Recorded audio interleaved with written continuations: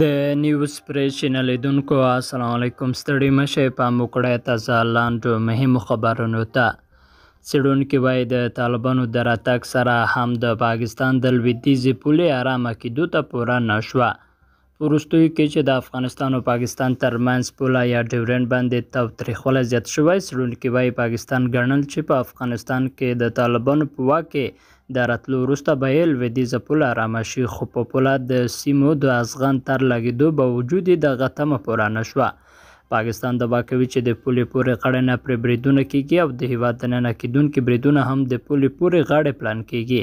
په افغانستان کې واکمنه طالبانو پرلهپسې دغه تورونه رد کړي او په وروستیو کې یې درړکه ورکړې که پاکستان د پولې پورې غاړې ته سرغړونه وکړه ځواب به ورته ورکړي.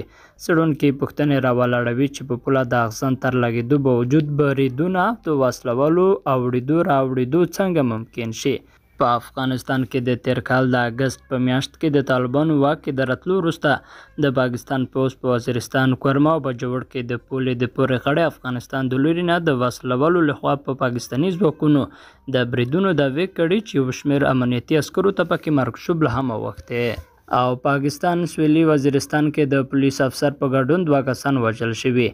د سویلي وزیرستان په وڼای او جنخیلو سیمو کې د ناپېژانده وسلوالو په برید کې د پاکستان د پولیسو د یو افسر په ګډون 2 کسان وژل شوي دي. د سویلي وزیرستان پولیسو ویلي چې د پولیسو افسر اسلم جاوید پرون ماښام له روژه ماتي مخکې په مرکز وڼای کې دندې ته پر لاره د ناپېژاندو وسلوالو له لوري وژل شوی دی. بلخوا بیا د بنو په جنخیلو کې نامعلومو وسلوالو یو تنکی ځوان د خپل کور مخې ته وژلی دی. په دې وروستیو کې د پاکستان په بېلابېلو سیمو کې وسلوال بریدونه او هدفي وژنې زیاتې شوي چې د خلکو اندېښنې راپارولې دي. درنو لیدونکو له غوږ نیونه مه مننه.